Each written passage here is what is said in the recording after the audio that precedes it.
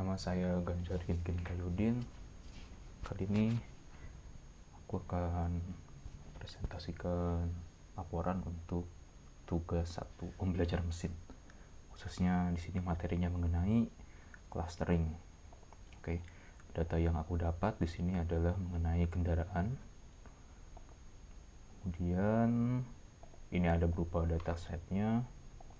Di sini aku memilih 2 data khususnya, itu data umur dan data premi. Di sini aku ingin mengklasterisasi umur untuk setiap preminya, sehingga kita bisa dapat insight apakah umur yang lebih tua preminya seperti apa dan umur yang lebih muda nanti preminya seperti apa. Oke, kita langsung masuk ke source code-nya. Pertama, di sini kita mengimport library yang dibutuhkan. Nah, untuk data processing, data pre-processing, aku menggunakan dua function dari library. Pertama ada untuk inputter dan index scaler. Selanjutnya kita import datasetnya, ada train dan test. Karena ini konteksnya untuk clustering, jadi yang test yang akan secara umum digunakan yang train. Kemudian kita menghitung numbernya. Di sini setelah kita mendapatkan info mengenai data frame-nya, terdapat apabila umur itu memiliki tipe data float dan premi itu memiliki tipe data float juga, maka tidak memerlukan data tipe conversion gitu, bisa langsung ke fitur selection. Kemudian dalam kasus ini aku memilih umur dan data, sehingga kita menggunakan kolom 2 dan kolom 8, atau dalam indeksnya kolom 2 dan kolom 8, dan data tesnya kolom 1 dan kolom 7. Kemudian untuk mendapatkan shape atau struktur premi, struktur datanya, kita gunakan function shape dan bawaan dari data frame.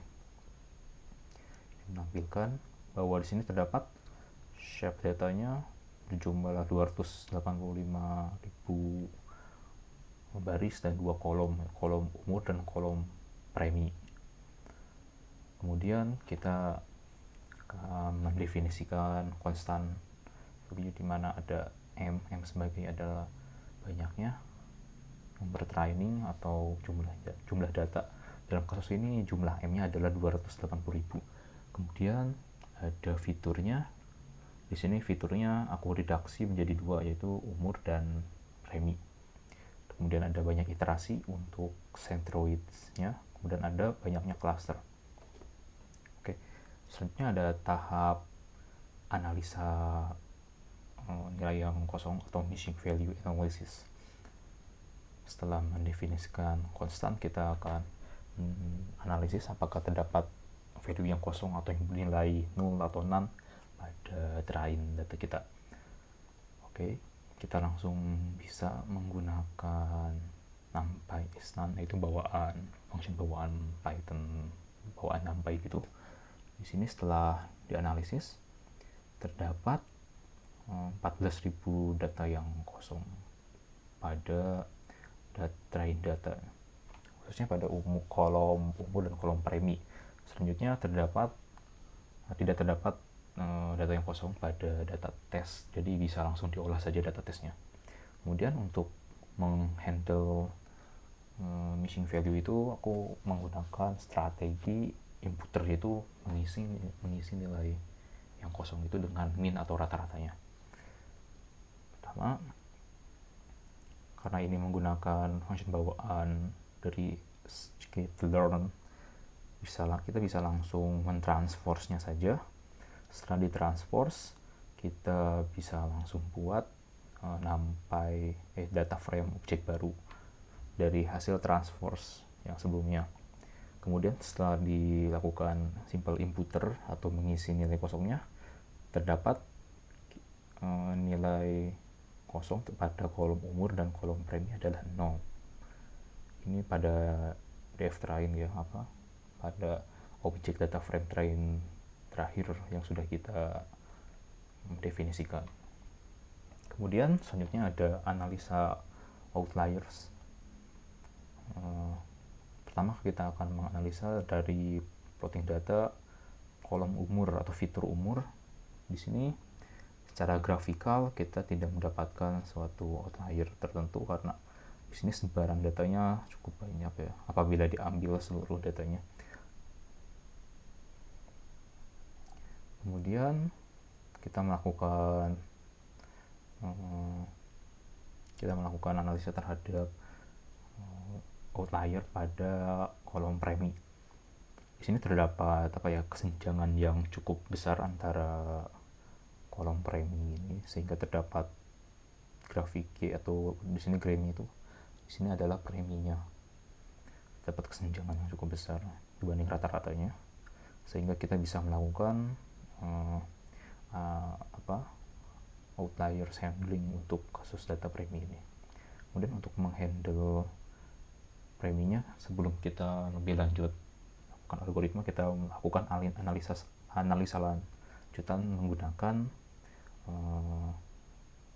teknik Gaussian distribution metode statistika, yaitu dengan menggunakan skewness value. Berdasarkan referensi yang telah saya baca di bawah, ada nilai skewness value normal itu antara min 0 dan plus 1. Kemudian kita hitung skewness value-nya dan sudah terdapat cara perhitungannya pada objek data frame. Kita dapatkan bahwasanya skewness value pada data train adalah 1,37 dan skewness value pada test train 2. Dan ini pada kolom premi ya, konteksnya dalam kolom premi. Sehingga didapatkan tidak memiliki normal distribution gitu. Kemudian kita mendeskripsikan untuk yang data tesnya. Kita ada lihat minimalnya ada 2000 dan maksimalnya ada 500.000. Itu cukup kesenjangannya cukup tinggi. Kemudian untuk menghandle outliers, saya memilih data dari 50% dan 90% kuartilnya. Jadi kalau data tersebut tidak berada di antara ini, akan secara langsung dihapus datanya. Seperti pada ini menggunakan function npwhere ketika kolom premi lebih dari kuartil 90. Terus kemudian di replace dengan data pada kuartil 50. Dan apabila premi lebih dari kurang dari 8.000 akan di replace juga oleh kuartil data yang ada pada kuartil 50. Kemudian setelah outliers handle, kita cek kembali nilai skewness value-nya, ternyata sudah memiliki nilai yang di antara min 0 sampai plus 1. Kemudian ini ada grafik untuk distribusi datanya, sudah terlihat cukup normal. Nah, selanjutnya kita akan menggunakan data normalization dan feature transformation, karena dalam dataset ini kita lihat umur dan premi itu memiliki range yang tidak sama dan atau dimensionalnya berbeda, di mana umur apabila 82 digit itu sudah tinggi, tapi premi membutuhkan sampai dengan 6 digit untuk menunjukkan nilai tertinggi, sehingga ini tidak selaras nilainya. Kemudian kita bisa menggunakan dimensional reduction, normalization gitu untuk mengubah fitur kita kepada dalam format dan range yang benar. Dalam kasus ini aku menggunakan min-max scalar. Kita buat objek min-max scalarnya, kemudian ditransformkan kepada data test dan data train, dan kita buat objek baru berupa data train dan data test yang sudah dinormalisasi sehingga memiliki nilai range antara 0 sampai 1 berupa float ya. Kemudian kita implementasi clustering setelah melakukan data pre-processing barusan. Pertama, membuat centroid yang jumlahnya n dan masih kosong. N itu berarti fiturnya 2, berarti ada 2 fitur dan jumlahnya 0. Kemudian kita melakukan komputasi. Pertama, ini adalah looping untuk mendapatkan centroidnya. Jadi dia memilih data secara acak sebanyak centroid. Kemudian di sini ada nested looping lapisan pertama untuk looping banyaknya iterasi untuk mendapatkan centroid. Kemudian selanjutnya lakukan random Euclidean distance sebanyak m atau sebanyaknya data train kita. Dalam kasus ini datanya 200.000 berarti. Kemudian di looping lagi sebanyak centroid kita sebanyak 5 kali. Kemudian lakukan perhitungan menggunakan rumus Euclidean distance, yaitu ini y pangkat 2. Di sini x-nya adalah x-nya, kemudian trainnya dan centroidnya dipangkatkan 2. Kemudian setelah itu kita dapatkan Euclidean distance terbaru, yaitu satukan nilai Euclidean distance sebelumnya dengan yang sebagai x dan temporary atau Euclidean distance yang terbaru. Dalam kasus ini merupakan lokasi di mana data kita tersimpan, dan ini Euclidean distance yang secara random tergenerate. Kemudian untuk memilih centroid terbaru, kita memilih jarak terpendek dari Euclidean distance sebelumnya, kemudian ditambah 1 kan indeksnya dari 0. Kemudian kita melakukan looping sebanyak clusternya untuk mendapatkan object outputs, yaitu melakukan reshape sebanyak fiturnya berapa. Selanjutnya looping lagi sebanyak banyaknya data, yaitu m sebanyak 280.000 untuk memilih centroid yang dipilih dan data train saat ini.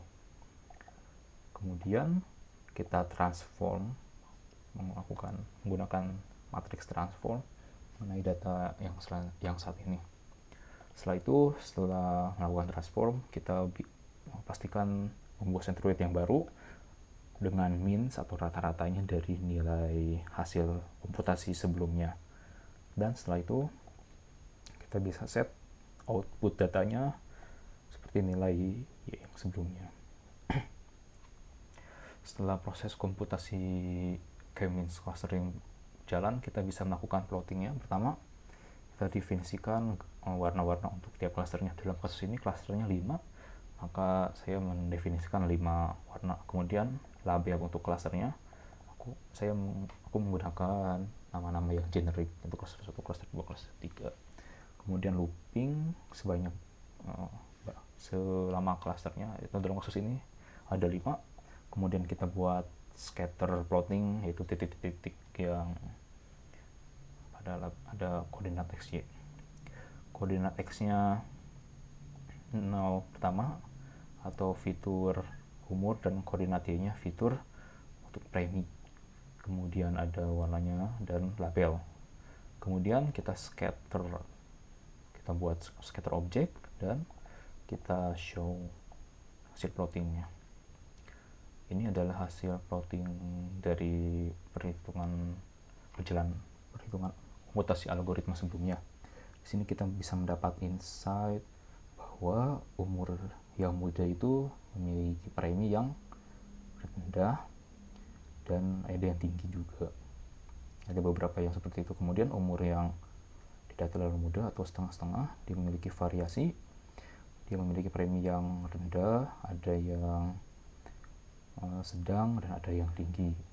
Kemudian untuk umur yang lebih tua, dia lebih bervariasi lagi, bisa memiliki premi yang sangat rendah sampai yang sangat tinggi nilainya.